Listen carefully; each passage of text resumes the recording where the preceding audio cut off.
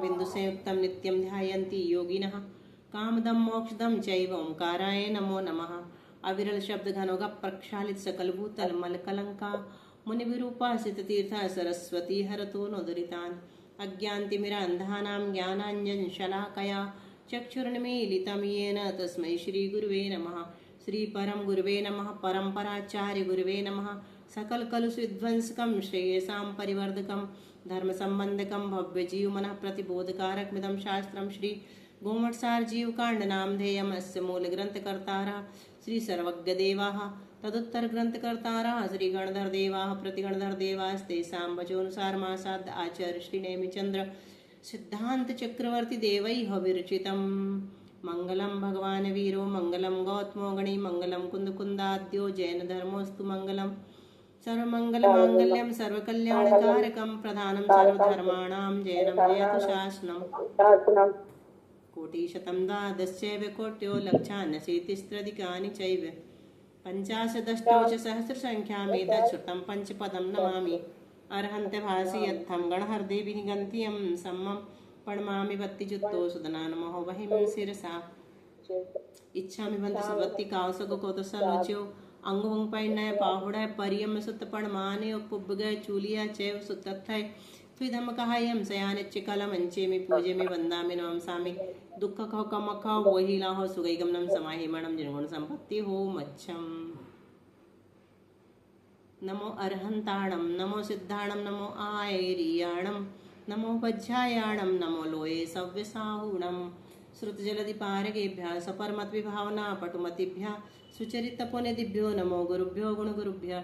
36 गुण समग्गे पंचविहाचार कर्ण संदरिसे शिष्यानुग्रह कुशले धम्मायर्ये सदा वंदे गुरुभक्ति संयमेन यतरन्ति संसार सायरं घोरं छिन्नन्ति एटकं मम जम्मन मरणं न पावयन्ति ये नित्यं व्रतमन्त्र होम निरता ध्यानाग्निहोत्राकुला षट्कर्माभिरतास्तपोधन्दना साधुक्रिया साधवा शीलप्रावरणा गुणप्रहरणाश्चन्द्रार्गते ज्योतिका मोक्षद्वारकपाटपाटनभटा प्रीणन्तु मां साधवः गुरुः पान्तु नो नित्यं ज्ञानदर्शननायिका चारित्रार्णा गम्भीरा मोक्षमार्गोपदेशका इच्छामि भन्ते आर्यवत्ति कावसगो कोतसलोच्यो सम्मनान् समदंस समचारि जत्ताणं पञ्चविहचारणम् आयर्यणम् आयारादि सुज्ञानोपदेशाणम् उपाध्यायणं तीरेणगुणपालन रयाणं सब्बसाहणं नित्यकालम् अंचे में पूजे में वंदामि नमसामि दुख को कमख वहीला हो सुगैगमनम समायमणम निर्गुण संपत्ति हो मज्जम। सिद्धं शुद्धं पणमेय जिनेन्द्रवर्णेमि चन्दमकलङ्कं गुणरेण भूषणोदयं जीवस्य परुगुणं वोच्यं। संत शिरोमणि आचार्य गुरु श्री विद्यासागर जी महाराज की जय। आचार्य गुरु श्री समय सागर जी महाराज की जय। आचार्य गुरु श्री प्रज्ञा सागर जी महाराज की जय।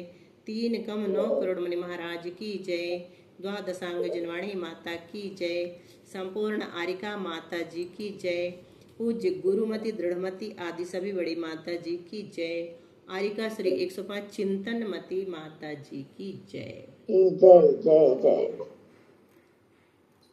तो कल हम लोगों ने देखा था, ये पढ़ लिया था ना कल, फिर से अपन ने वापण नरनो नानम कि नहीं पढ़ा था? नहीं पढ़ा था ना दीदी, पारुल दीदी ने उसका वो बताया था। नहीं पढ़ा। कल नहीं पढ़ा था। कल नहीं पढ़ा। कल क्लास ही नहीं थी ना, कल क्लास ही नहीं थी दीदी। परसों भी नहीं पढ़ा था। परसों भी नहीं पढ़ा। 360 से पढ़ना है, 360। हाँ 60 ही से पढ़ना है। अपना रिवीजन चल रहा है ना 2 दिन का। 360 से पढ़ना है। पहले पढ़ा था अपन ने जब विजया जी नहीं थी 2 दिन, तब पढ़ा था। चलो गाथा नंबर 360। वापण नरनो नानम एया रंगे जुदी हुबा दम्ही कन जत जमता ननमम जनकन जयसीम बाहिरे वन्ना। वापण नरनो नानम एया रंगे जुदी हुआ दम्मी कनजत जमता ननमम जनकन जयसीम बाहिरे वन्ना। सादर वंदना दीदी, सादर प्रणाम। बहुत अच्छा। तो एया रंगे मतलब 11, एया रंगे मतलब 11 अंगों के पदों का जोड़ कितना होता है? 4,15,02,000 होता है। तो 4,15,02,000 को कैसे लिखा है एक शब्द में? बापण नरनो नानम। तो हम लोग पहले भी पढ़ के आए थे कटपय पुरस्थ वर्णय वाली संख्याएं कि का मतलब 1, खा मतलब 2, गा मतलब 3, घा मतलब 4, है ना, ये याद है।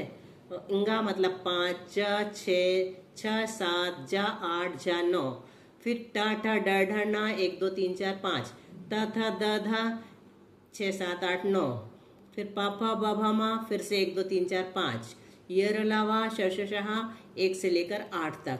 और सारे स्वर जो है वो शून्य कहलाते हैं जब अंकों में लिखेंगे तो। और न और इया को यहाँ छोड़ दिया, च च ज ज इया यहाँ छोड़ा, और त थ द धा के बाद न छोड़ा, तो इन दोनों को छोड़ा। पापा बाबा मैं तो माँ को ले लिया है ना, तो इन दोनों को छोड़ा तो इनका अर्थ भी शून्य होता है। और मात्राएं बची अ ई सारी, तो उनका कोई अंक नहीं होता है। ठीक है, तो इसी से अपन ये निकालेंगे। अब बिना देखे आपको बताना है, वो हमने चार्ट थोड़ा सा दिखा दिया। वाह मतलब कितना होता है? 4, क्योंकि ये अलावा चौथे नंबर पे आया है। वाह यानी 4, यहाँ भी लिखा हुआ है, इसको भी देख सकते हैं। फिर पा यानी 1, ना मतलब 5, फिर ना मतलब 5, फिर ना मतलब न मतलब शून्य, न का शून्य है ना हाँ, दीदी। और रा का मतलब 2, या रा लावा तो 1 2 3 4, तो रा मतलब 2, फिर नो नानम नो नानम 3 बार मतलब 3 बार शून्य। तो ये हो गया अपना, हाँ, तो ये हो गया अपना 4,15,02,000 हो गया।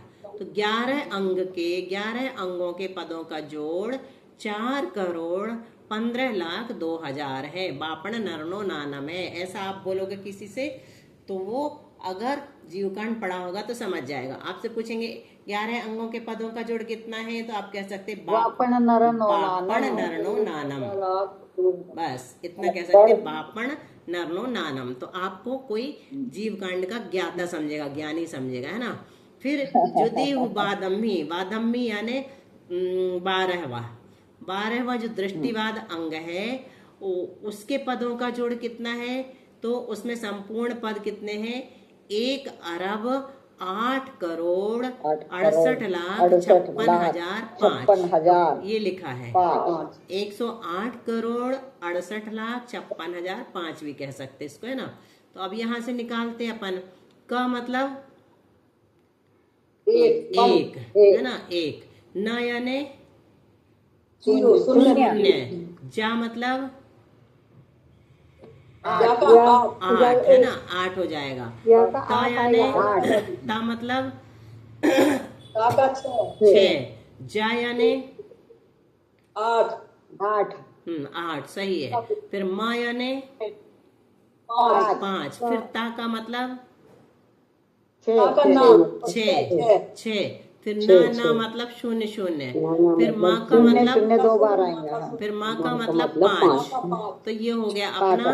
अपन हम अगर आपसे पूछेंगे, बोलो विजया जी, 56,005। विजया जी आपको बोलना है एक शब्द में, संस्कृत के शब्द में, दृष्टिवाद अंग के संपूर्ण पदों का प्रमाण कितना है?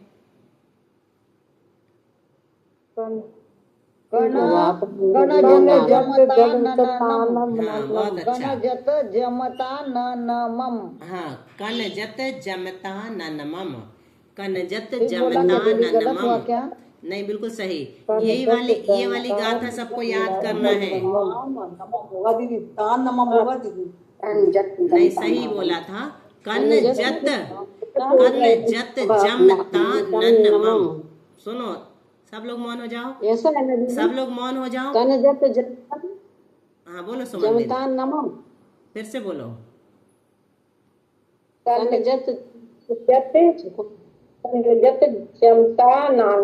ननमम ननमम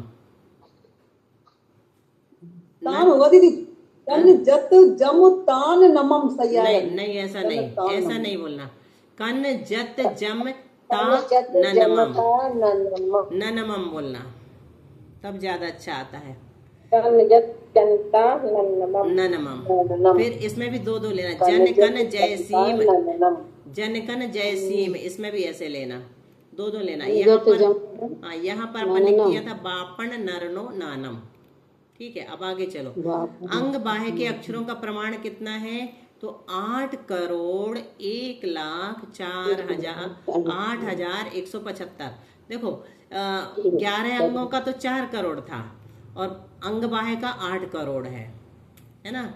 इनसे डबल है, 11 अंगों से डबल किसका है? अंग बाह्य का प्रमाण है, अंग बाह्य के पदों का प्रमाण है। अब इससे निकालो, जनकन जय सीम, ज से मतलब क्या लेना? 8। न से 0, क से न से शून्य आएगा दीदी। हाँ, क से 0 का 0, एक, क से 1, फिर न से फिर ज से 0 हो गया, जैसे 8, जैसे 8, फिर या से 1, 1, फिर सा से या का 1, फिर सा से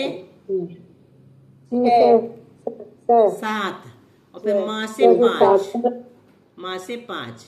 तो इस प्रकार बन गया 8,81,8,175, 8,01,08,175। चलिए, अब शशि जी आपको बोलना है संस्कृत में, क्या बोलेंगे? अंग बाह्य के अक्षरों का प्रमाण, ये पद नहीं है, अक्षर है। जन कन जय सिंह, हाँ, जनकन जय सीम, जनकन जय सीम कहलाएगा। ठीक है, जन कन जय सिंह। हाँ। तो अब यहाँ फिर से लिख के बता दिया। ये किसको याद है? जैसे पारुल तुम लोगों ने याद किया 20 अंक प्रमाण, ये भी याद किया क्या? हाँ दीदी याद है, हमें याद है। कौन बोल रहा?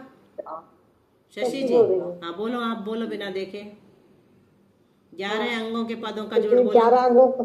11 अंगों का जोड़ 4,15,02,000। हाँ, सही है। और 12वें दृष्टिवाद अंग का किस? 12 दृष्टिवाद अंगों का बोलो बोलो, हमने बंद कर दिया। 56,105, 108 करोड़ 56 लाख, नहीं भूल गई दीदी। हाँ, गलत है। और किसी को याद है? क्या भूल रही है दीदी, शब्द याद नहीं आ रहा। हाँ, और किसी को याद है? 108 करोड़ 68 लाख बोलो। हाँ, 108 करोड़ 68,56,500। हाँ, ठीक है। अंग बाह्य के अक्षर बोलो। ये अंग बाह्य के 8 करोड़ 1 लाख 8,01,08,175। हाँ, सही है, बिल्कुल सही, बहुत अच्छा। बाकी लोग भी याद कर लेना, ये वाली गाथा याद कर लेना सब लोग। दीदी रोज इसे अरग चढ़ाते हैं, इसलिए याद है। बहुत अच्छा, जनवानी का अरग इसी से चढ़ाते हैं, इसीलिए आपका ज्ञान बढ़ा हुआ है। चलो, अब चलते हैं गाथा नंबर 361। चंद्र विजम्बु दीवय दीव समुदय वियाह पण्णति परियम्मं पंचविहं सुत्तं पढ़मानि जोग मदो परियम्मं पंचविहं सुत्तं पढ़मानि जोग मदो। पारुल, आकाश डूबे गए ना पंचे, कौन पढ़ रहा?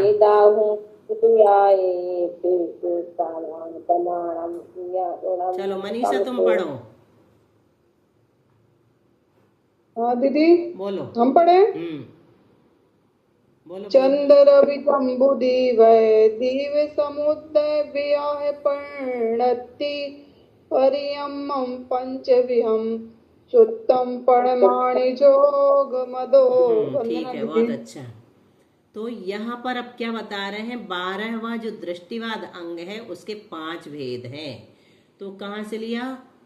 पंचविहम, 5 भेद हैं। कौन कौन से हैं वो? तो परियम्मम, अब 11 पीछे बता चुके हैं, इसलिए 12वां अपने आप यहाँ से अपन ले लेंगे। तो 12वें के 5 भेद हैं। 12वां दृष्टिवाद जो अंग है उसके पंचविहम 5 भेद हैं, जिनमें से पहला कौन सा? परियम्मम। दूसरा कौन सा? सुत्तम माने सूत्र, परियम्मम यानी परिकर्म, सुत्तम यानी सूत्र, पढ़मानी जोग यानी प्रथमानी योग। तो इस गाथा में 3 ही नाम बताए हैं, ठीक है। 3 नाम बता के फिर ऊपर क्या किया है, ये परिकर्म के भेद बता दिए हैं। अभी 5 भेद नहीं बता रहे, दृष्टिवाद के 5 भेद इस गाथा में ना बता करके कितने बताए हैं, 3 भेद बताए हैं, और परिकर्म के 5 भेद जो और होते हैं वो बता दिए हैं, ठीक है। तो 2 गाथा पढ़ेंगे जब अपनी ये गाथा पूरी होगी, ठीक है। तो दूसरी गाथा में चलते पहले, फिर ऊपर फिर से चलेंगे। पारुल कहाँ चली गई है, गोल हो गई। जल थल माया आकाश रुको, तय अब डूब गए इसके बाद शशि जी पढ़ेंगी, हैं।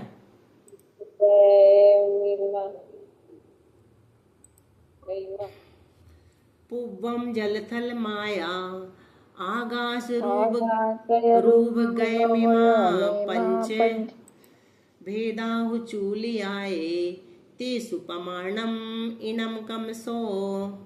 बोलिए शशि जी, म्यूट है आपका, अनम्यूट करिए। पूर्वम जल थल माया आगास्या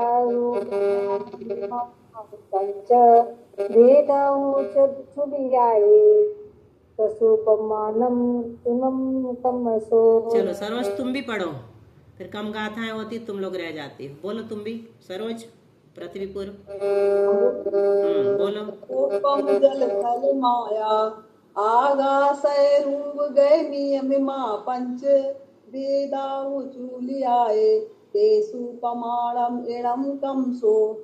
तो यहाँ पे क्या बता रहे हैं, पूर्वगत के 14 भेद हैं। पूर्वगत कहाँ से आया,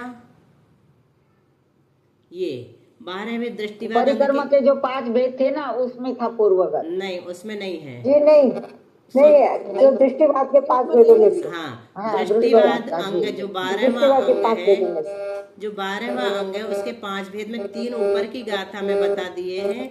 और कौन कौन से 3 बता दिए थे, परिकर्म, सूत्र, प्रथमान योग। और चौथे नंबर का जो है पूर्वम यानी पूर्व, ये चौथे नंबर का लिया।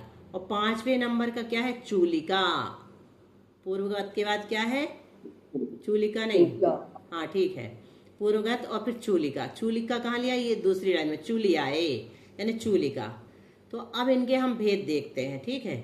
गाथा का अर्थ समझ में आ गया, 5 भेद क्या लेना है अपने को। शुरू में गाथा का अर्थ कैसे लेना है, 11 अंगों की बात हम ऊपर कर आए, यहाँ तक पदों का प्रमाण भी बता दिया, ठीक है। अब कौन सा बचा, 12वां अंग बचा, यानी उसको दृष्टिवाद अंग कहते हैं। तो गाथा में कह रहे हैं कि उसके 5 भेद हैं, कौन कौन से, परिकर्म, सूत्र, प्रथमान योग। तो ये तो बताए, परिकर्म, सूत्र, प्रथमान योग। अभी रुको, बस रुक जाओ विजया जी। पूर्वगत भी दिया है, चूलिका भी दिया है, दिखा दो दीदी। कहाँ, हिंदी क्यों पढ़ रही हो, गाथा से समझो, है ना। और विजया जी आप भी आगे का भी नहीं बोलो, गाथा से नहीं समझोगे तो फिर आपको समझ में नहीं आएगा किसी को भी। अभी हम जितना बता रहे हैं उसको ध्यान से सुनो सब लोग। दोनों गाथा का अर्थ मिला के कैसे लगाना है, तो दोनों गाथा के अर्थ में हम सबसे पहले 361 नंबर की गाथा देख रहे हैं। उसमें ये बताया जा रहा है कि 12वां जो दृष्टिवाद अंग है उसके 5 भेद हैं। पहला परिकर्म, दूसरा सूत्र और तीसरा प्रथमान योग। बस 3 ही बताए ना यहाँ पर। अब हमको अगली गाथा में जाना है। चौथा है पूर्वम यानी पूर्वगत, और चूलियाए यानी चूलिका। यहाँ पर दृष्टिवाद अंग के 5 भेदों के नाम पूरे हुए। अब जो पहला भेद है परिकर्म, उसके भेद पहली ऊपर की गाथा में फिर से आना है अपने को, है ना। तो जो परिकर्म नाम का पहला भेद है उसके 5 भेद हैं। परिकर्म के 5 भेद हैं, कौन कौन से, चंद, रवि, जम्बू, दीवय। चंद्र और पन्नत्ती जो लास्ट में लिखा है, चंद्र पन्नत्ती, रवि पन्नत्ती, जम्बू दीवय पन्नत्ती, मतलब चंद्र प्रज्ञप्ति, सूर्य प्रज्ञप्ति और जम्बूदीप प्रज्ञप्ति। यहाँ तक हुआ। फिर दीव समुद्र पन्नत्ती यानी दीप समुद्र प्रज्ञप्ति, और व्याह पन्नत्ती मतलब व्याख्या प्रज्ञप्ति। ये किसके भेद हुए, बोलो अब। परिकर्म के भेद हुए। हाँ बहुत अच्छा, ये परिकर्म के भेद हो गए। अब परिकर्म के बाद दूसरा नंबर किसका आता है, सूत्र का। हाँ, तो सूत्र के कितने भेद बताए, सूत्र के भेद का ऑर्डर। हाँ बिल्कुल ठीक सरोज, बिल्कुल ठीक, बिल्कुल ठीक। सूत्र के कोई भेद नहीं है, ठीक है। सूत्र ये के नहीं कोई बता दीदी। हाँ, सूत्र के कोई भेद नहीं बताए। फिर तीसरा भेद कौन सा है दृष्टिवाद का? प्रथमान योग। हाँ, बहुत अच्छा, प्रथमान योग। प्रथमान योग के कितने भेद बताए? उसका भी कोई भेद नहीं है। बहुत बढ़िया, उसके भी कोई भेद नहीं है। अब चलो अधो मतलब इससे आगे चलेंगे तो कौन सा आ जाएगा? पूर्व आ जाएगा। तो पूर्व के कितने भेद हैं? ये 14 भेद लिखे थे पर बताए 14 भेद इसलिए नहीं बताए क्योंकि अपन पढ़ के आए हैं। किसी के मोबाइल से ना बहुत हाँ, वो डिस्टर्ब आ शशि रहा जी के यहाँ से आ रहे हैं। शशि जी के यहाँ से आ रहा है। शशि जी अभी आप अनम्यूट मत करिए, आपके में से कुछ वो आप दूसरे टाइप की आवाज आ रही है। ठीक है, तो पूर्व के 14 वेद हम लोग को पता है, इसलिए यहाँ पर उसके नाम नहीं बताए हैं। ठीक है, फिर आ जाओ चूलिका में। चूलिका के कितने भेद हैं? पांच। चूलिका के 5 वेद हैं। तो यहाँ बता रहे हैं जल थल माया आकाश रूप गए मिमा पंच। जलगता, थलगता, मायागता, आकाश यानी आकाशगता और रूप गए यानी रूपगता। ये 5 किसके भेद हैं? चूलिका के। अब इन चंद्र प्रज्ञप्ति आदि में क्रम से पदों के प्रमाण को कहते हैं। अब इनमें कितने पद हैं तो बताते। परिक्रम में 5 पद है। ठीक है, सूत्र में कुछ नहीं, प्रथमान योग में कुछ नहीं, पूर्व नहीं, ये तो भेद बता रहे, पद नहीं, भेद बता रहे। परिक्रम के 5 भेद, परिक्रम के 5 भेद हैं। सूत्र के कोई भेद नहीं है, प्रथमान योग के कोई भेद नहीं है, पूर्वगत के 14 भेद हैं और चूलिका के 5 भेद हैं। अब जो हम पढ़ के आए हैं चंद्र प्रज्ञप्ति आदि किसके भेद हैं? परिक्रम के। तो अब इनके बारे में, हाँ ठीक है, अब इनके बारे में थोड़ा बताया जाएगा। चंद्र प्रज्ञप्ति में किसका वर्णन है? चंद्रमा का विमान, चंद्रदेव की आयु, परिवार, रिद्धि, गति, वृद्धि, हानि, पूर्ण ग्रहण, अर्ध ग्रहण आदि का वर्णन कहलाता। मतलब इसमें परिक्रम का मतलब होता है गणित का वर्णन, यानी लोक के चंद्र प्रज्ञप्ति आदि सब में गणित का वर्णन है ना, लोक के गणित का वर्णन होता है, लोक में जो गणितीय विषय बताया। सूर्य प्रज्ञप्ति में क्या बताया? सूर्य की आयु, मंडल, परिवार, रिद्धि, गति, दिन की हानि, वृद्धि, किरणों का प्रमाण, प्रकाश तथा ग्रहण आदि का वर्णन। फिर जम्बूद्वीप प्रज्ञप्ति में जम्बूद्वीप स्थित मेरु, कुलाचल, तालाब, क्षेत्र, महानदी, कुंड, वेदिका, वनखंड, व्यंतरों के आवास, ये सब गणित के माध्यम से समझाएंगे। द्वीप सागर प्रज्ञप्ति असंख्यात द्वीप समुद्र संबंधी स्वरूप, उनमें स्थित भवनत्रिक के आवासों में विद्यमान और कृत्रिम जिन भावनाओं के बारे में। और व्याख्या प्रज्ञप्ति,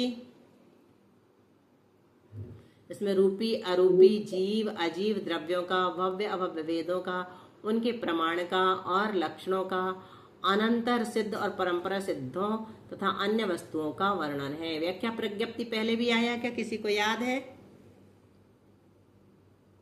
कहाँ पे आया? कहाँ पे 12 अंगों में आया। हाँ, बहुत अच्छा, 11 अंगों में आया। कौन से अंग का नाम है? हाँ, 12 अंगों में आया है। हाँ, कौन 12 से? अंगों में आया था। उसने प्रश्न 60 प्रश्न पूछते हैं ना। हाँ, गंधर्व 5वां अंग है दीदी। हाँ, 5वां। 5वां अंग है। हाँ, बिल्कुल 11 ठीक अंगों है। में से 5वां व्याख्या प्रज्ञप्ति हाँ, 5वां बिल्कुल अंग ठीक है, बिल्कुल ठीक। अब सूत्र में काय का वर्णन है? जीव अस्थि ही है या नास्ति ही है आदि मिथ्या दृष्टियों के 363 मतों के पूर्व पक्ष का वर्णन। तो ये बता रहे थे कि वो व्याख्या प्रज्ञप्ति अलग है और ये व्याख्या प्रज्ञप्ति अलग है। इसमें भी जो अंतिम परिक्रम का भेद है उसका नाम भी व्याख्या प्रज्ञप्ति है और 11 अंग में एक अंग का नाम भी व्याख्या प्रज्ञप्ति है। ठीक है, अब हाँ चलो इतना पढ़ लेते हैं। 63 सलाह का पुरुषों का अथवा निम्न 12 वंशों का प्रथमान योग में वर्णन होता है। तीर्थंकर का चक्रवर्ती, विद्याधर, नारायण प्रतिनारायण और चारण, प्रज्ञा श्रवण, कुरुवंश, हरिवंश, इक्ष्वाकु वंश, इक्ष्वाकु वंश, काश्यप वंश, 11 वादियों का वंश और नाथ वंश, इनका वर्णन जिसमें होता है उसे प्रथमान योग कहते हैं। चूलिका कितने भेद बताए थे? जलगता, स्थलगता, मायागता, रूपगता, आकाशगता।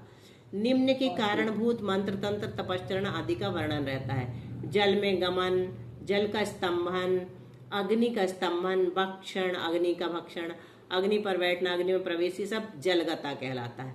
स्थलगता मेरु, कुलाचल, भूमि में प्रवेश करने, शीघ्र गमन आदि का वर्णन होता है। मायागता में मायावी रूप, इंद्रजाल, जादूगरी, विक्रिया का।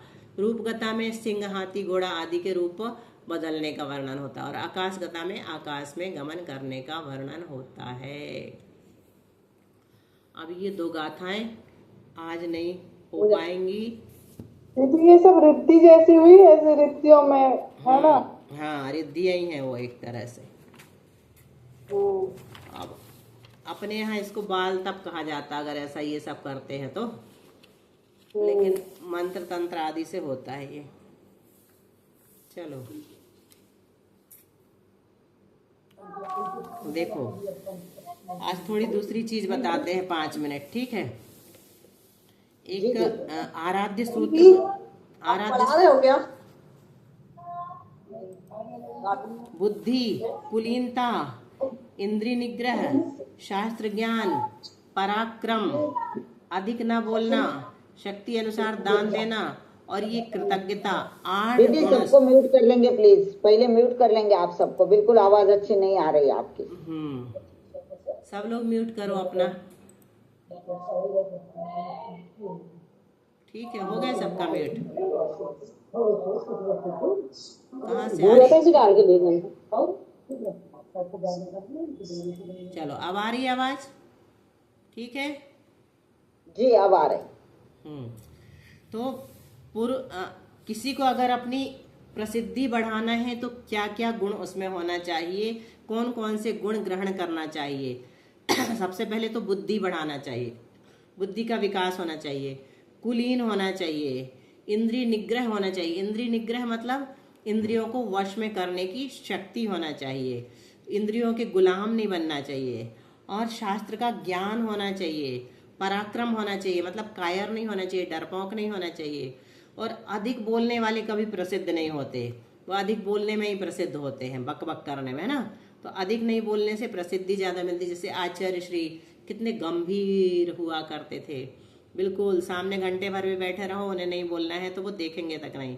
और शक्ति अनुसार दान देने वाले भी प्रसिद्धि प्राप्त करते हैं। और कृतज्ञता मतलब ओबलाइजिंग, कृतज्ञ नहीं बनना। ये 8 गुण जो ऐसे हैं पुरुष की ख्याति बढ़ा देते हैं। अब अपने अंदर झांक करके देखना है कि इनमें से कितने गुण हैं और कितने नहीं हैं।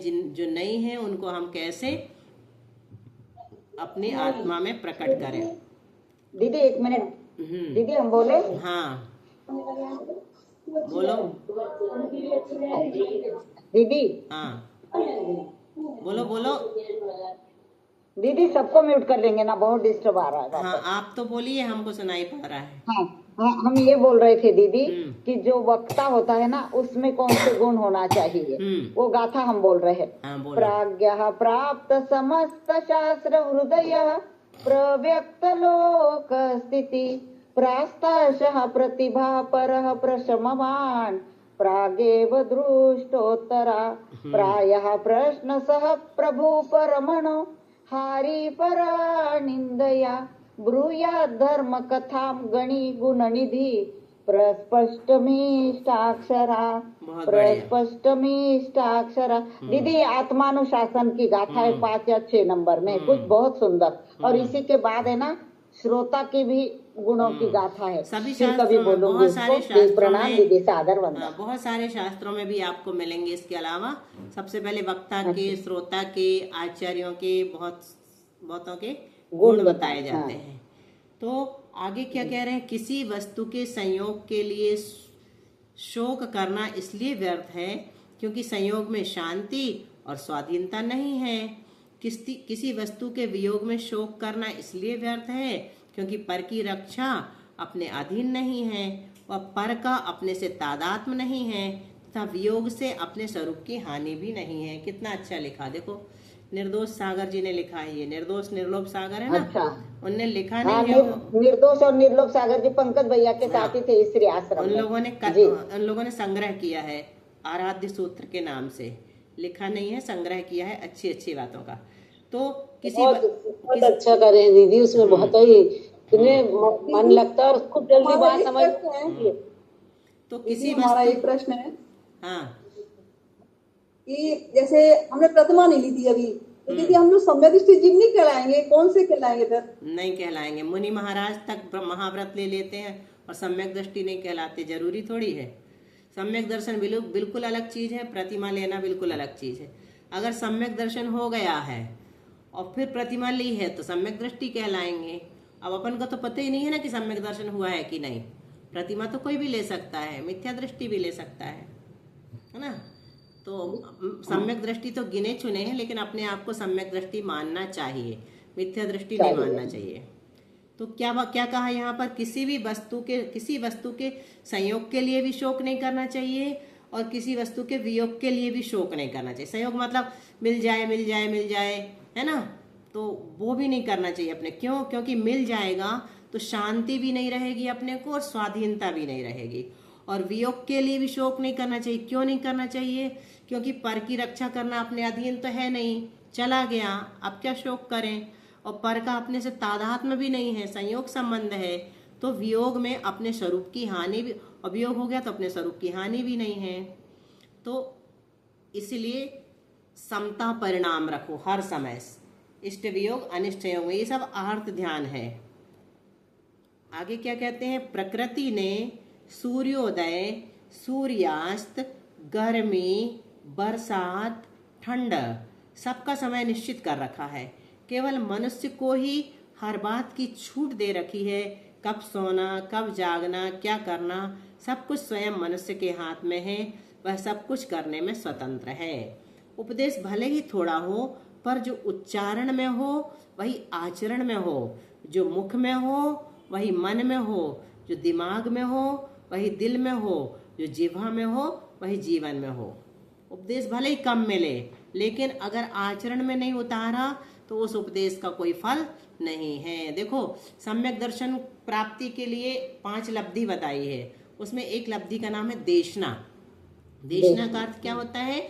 आचार्यों का उपदेश। तो उपदेश तो सुन लिया, लेकिन ग्रहण नहीं किया और धारण नहीं किया तो सम्यक दर्शन नहीं होगा उपदेश सुनने से भी। इसलिए उपदेश सुनो, फिर उसको ग्रहण करो और धारण करो, यानी आचरण में लाओ।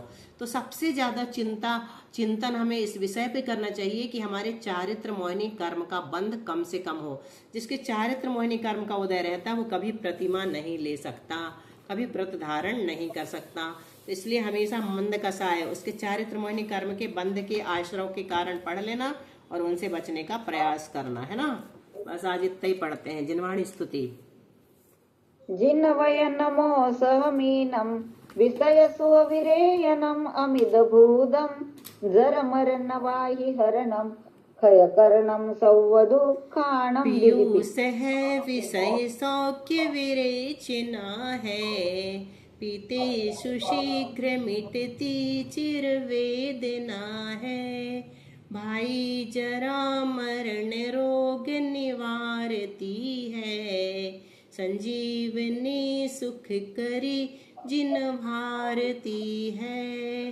द्वादशांग जिनवाणी माता की जय। प्रणाम दीदी, सादर वंदन। जय जिनेन्द्र, सबको आशीर्वाद।